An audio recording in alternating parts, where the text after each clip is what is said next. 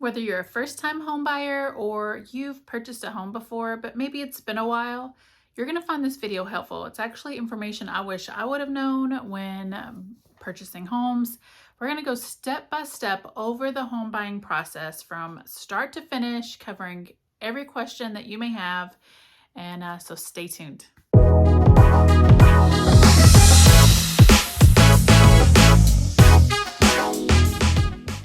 If you're new here, I am Melissa Anderson. I am with eXp Realty. I'm your St. Johns County, Florida realtor, and it is my absolute pleasure to help people just like you every single day who are thinking about moving to this area and answering any questions that you may have. At any time, you can use my contact information over here. You can call me, text me, email me, drop me a comment below. I would be absolutely happy to help. Again, in today's video, we're going to cover the home buying process kind of step by step. And again, this is all the information I wish I had when buying a home. I feel like, and even as a return home buyer, like, you know, obviously this is before I had my real estate license, right? Okay, so first up, you're thinking about hopefully moving here to the St. Johns County, Florida area here in Northeast Florida. And the first thing that you want to do is shop around for a mortgage. Try to find a lender, not necessarily a mortgage right out the gate, but you want to get your pre-approval, pre-qualified. You want to have your budget in order. So this means that you're going to need to have your, finances in order. Maybe beforehand have a, great take on what your credit score is. And, but that's number one step, is looking at, pre-approval, pre-qualified, and you're going to want to shop around for a lender or a broker who can help you find the right mortgage vehicle for you. And of course, there are a ton of different programs out there. So even if you think that home buying is out of reach for you, I would still highly recommend that you reach out to, and if you need recommendations, I can send you a list to someone who can go over what your needs are, and if there's something that fits those. All right. And just personally speaking, my husband and I were both in the military, so we have only used our VA loan. Of course, you can use your VA loan over and over again to purchase homes. Once you sell, that is available to use again. So I'm pretty well versed in that. But again, there's first-time home buyer programs. There's FHA loans, there's USDA loans that kind of covers different rural areas, like investment. There's just tons. So first step is you've decided you want to buy a home, get your finances in order, reach out to a broker or lender so you can find the right mortgage vehicle and get your budget. So once you know your budget, then you're going to want to reach out to a real estate agent to help you. Again, most people just go with the first person they find, but you want to kind of get recommendations from other people. Of course, I would say, just reach out to me. I'll help you. But you know what? Maybe you don't like me for some reason. I don't know. But you'll want to shop around as well for the right real estate agent for you. And a good way to do that is through recommendations or following that person online, watching YouTube videos, and making sure connect, contact information, do a discovery call to see if that real estate agent is a match. Then your real estate agent should, okay, let me just change this. I'm going to do it from my perspective. So we've talked, say for instance, you've used me. So we're going to talk. I'm going to go over like your needs and wants, just a general overview, your moving time frame, because this is a new area to you. You're moving in from somewhere else. Then once I've talked to you, I'm going to kind of get a feel for what might be a good fit for you. And this happens a lot. I'll have people moving down to this area. They'll tell me, well, we've been looking at this area. And then quickly after talking to them for a while, and getting kind of to know them, I can quickly realize that's probably where they thought they wanted to live is not really where they want to live, and I can suggest some other place. Obviously, I'm going to show them where they thought, but I'm also going to show like, hey, you know, I think this would probably be more of what you're looking for. So let's start the search. So I'll set up like kind of an automatic search for you. I'll go online using like all your criteria, and then every time a new property comes up on the list, or even coming soon properties that are coming up on the list that kind of meet your criteria, I get an email. I'll scrub that list for you. So a lot of agents will just send you that list, and then you have to scrub it because sometimes the properties get added on there that just are not going to be a good fit, and I'm not trying to waste your time. So I take all of that ahead of time. I'll scrub the list and make sure that all the properties that are the best fit based on what you're looking for, and then you get emailed those properties. And a lot of times this search happens prior to people moving down here. A lot of people will reach out, months in advance, and we'll do this search and like, hey, I'm really interested in this. Then I'll go out and view the property, video it, that ahead of time. So it's never too early to start your search, even if you're not in this area. And then I'm just using my home buyers guide that I have here. Of course, I'm going to include a link in the comments below. So if you actually want a printout or a electronic copy of this home buyers guide, you'll find it right below. And I should just note, like, a super oversimplified version of the home buying process is just one, finding your agent, getting pre-approved, doing your search, making an offer, going under contracts, completing your inspections, your loan processing and appraisal, and then you close. In an ideal world, that is the super simplified version, but we're going to go over this kind of step by step. And again, I'm using my buyer's guide as a guide so I don't overlook anything. And of course, if you have any questions, leave them in the comments. So step one of this process, like we just spoke about, was getting your finances in order. You want to gather all of your documents, bank statements, anything that you're going to use for a down payment. You can use like a family member or something like that can give you money for a gift as a down payment. They'll need to like write a letter, stating that they don't expect repayment. If there's been any kind of large deposits or even withdrawals into like any banking, savings, stocks, funds like that are going to show up on your bank statements, you will need to provide explanation and documentation for those, because that will be asked about. Of course, this is if you're getting a mortgage and not, you're not paying cash. So locate down payment funds and prepare for any additional cost. Of course, like with your VA loan, you can get in that 0% down. Most people think that you have to put 20% down for a down payment. That is absolutely not true. The average down payment amount is about 7%. However, if you're using certain mortgage products, just know that anything less than 20%, you have to do like a private mortgage insurance, also called PMI. Of course, that doesn't apply to like a VA loan, but for certain type of loan products, if you do 20%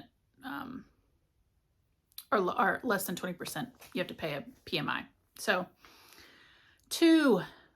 finances in order. You've spoken to a mortgage broker or mortgage lender. You know how much your budget is and how much home you can afford. Then we're going to start your home search, previewing potential properties online, scheduling showings, viewing these properties in person if you're here. If not, I can do this on your behalf. 3, you found the property. We're going to write an offer on this property. We're going to negotiate the terms of the offer, accept the contract. You'll be required to deposit escrow, complete the loan application, and get homeowners insurance quotes during this time. And this is a condensed version we're going over right now. We're going to go over this in a little bit more detail, so stay with me. Then during this time is when you do your due diligence. So this is when you conduct inspections. Typically, that's going to be, according to the contract, you have 10 days to get your home, to hire an inspector to go do the home inspection. You absolutely do not want to skip this part. It is vital.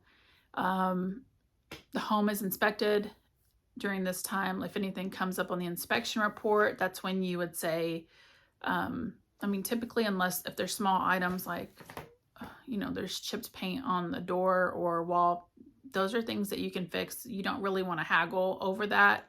But if there aren't any big repair requests, if there's something wrong with the maintenance system like AC, plumbing, electrical, those are things that you absolutely would want to ask for them to be fixed for repairs on, or a reduce in the price, like money back at closing to get those repairs done. And if they do not, then you could back out of that contract. So this is when you resolve and negotiate any issues from the inspection. So then at that time, your lender is going to order the appraisal. And you want, obviously, the appraisal to come in at whatever the listing price is, or even above. That would be great. That's instant equity in your home. I'll keep referencing, the past 2 years or so when home prices were skyrocketing and appraisals would come in under the list priced, just because, sellers could get that. And so what was happening is either sellers had to reduce that price of the home to meet the appraisal, or the buyer would have to come in and meet the difference between the list price and the appraisal price. So we're really not seeing that right now. And then, of course, also during this time, you want to obtain homeowners insurance. You will definitely, absolutely want to shop around for the best homeowners insurance to get the best price. Okay. Everything's good to go during this time. Then the title company, at this point, usually the seller chooses the title company who they want to close with. So the seller chooses the title company. They're going to conduct a title search and order a survey. They're going to make sure that the title is free and clear. There usually is a title insurance fee that's on there to come back if something happens to pop up that there's an issue with the title. Then you're going to receive your closing statement and a clear to close. So prior to closing, you'll get a settlement statement showing if there's any funds that are going to be due at closing. You're going to need to review this document and then wire funds to your closing company. Then conduct a final walkthrough of the property. Make sure that they have exited the property. It is ready to be moved in. You can't always expect that when the seller moves that they're going to have, like, they've hired a cleaning service and it's just spick and span. Usually that's something that's left up to the buyer prior to you moving in. Maybe you want to hire a cleaning crew to come in. But as long as there's not, clutter, stuff on the floors, the home looks fine, there's nothing that's changed prior to you initially viewing the property and the final walkthrough, you're good.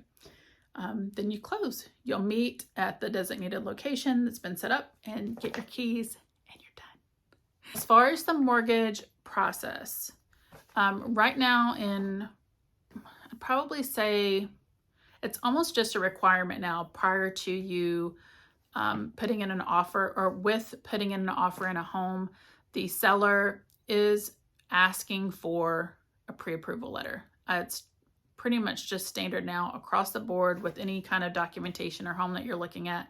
They put that right in there. When submitting your offer, include the pre-approval letter. And most real estate agents are not going to work with you and spend the time looking at properties and all of the effort unless they know that you're already pre-approved for the amount that you're searching for. And of course, the pre-approval letter is only valid for about 30 to 90 days.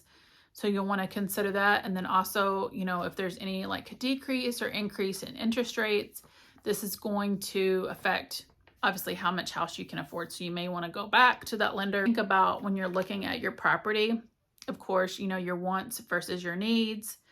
You remember, you can't change the location. That's a biggie. So you don't want to also be like the priciest home on the block. How well, you want to think about resale value in the future as well. If this isn't going to be like your forever home. And then don't let yourself get distracted by like the staging or decor in the home.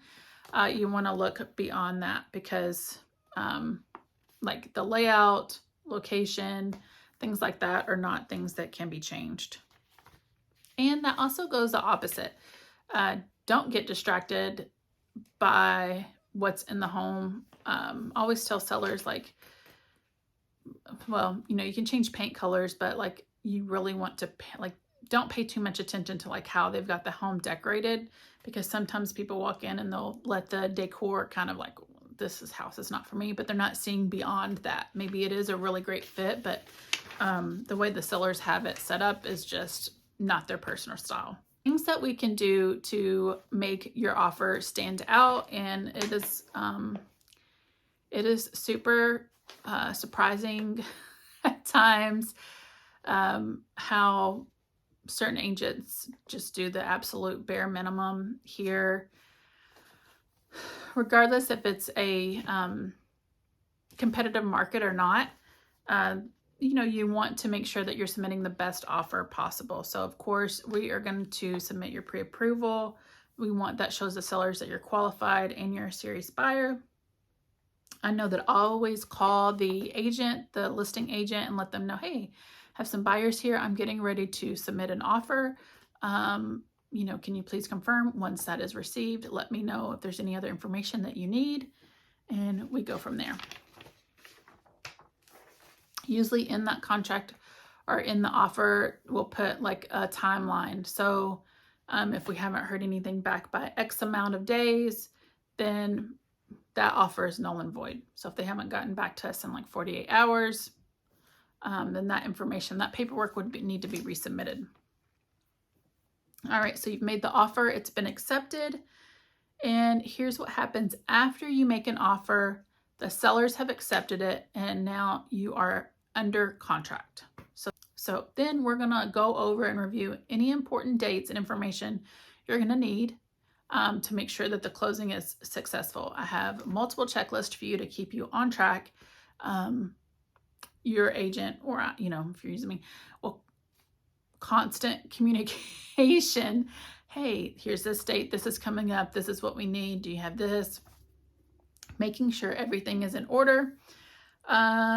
So then, meeting with your mortgage lender to firm up any financing details and locking in your interest rate. And then during this time too, we're waiting on the inspection. So you're under offer, you need to hire an inspector to come. This needs to be completed within usually the 10 days. So 10 days is about standard. And then of course, depending on that inspection report, negotiating any repairs. And then towards the closing date, you'll get a call from the title company, title office, closing attorney's office, scheduling the closing. Part of the under contract checklist is escrow deposit. Typically the escrow is about 1 to 3% of the purchase price, the listing price. And they'll tell you where to wire funds. There's so much wire fraud out there. I cannot stress to you enough, taking all of the steps to make sure that the information you received is correct. So maybe you got wire instructions via email. It looks legit. It looks like it's from the title company. You want to call them before you ever do any kind of wire and make sure that all the information is correct, that was actually the information was sent by them. So then you're going to begin your loan application. This loan application has to be started within 5 days from the executed contract date, or the seller could back out, whatever. So during this time, it is so super important to not make any major job changes, major purchases, open new credit cards, no new lines of credit, increasing lines of credit, Homebuyers do's and don'ts list that I send out. So here's some things that you don't want to do during this process. So like we just said, do not increase credit card balances or loan balances. Do not ignore late payment or collection notices. Make sure all your payments are kept up to date. Do not buy furniture, cars, or appliances on credit until after closing.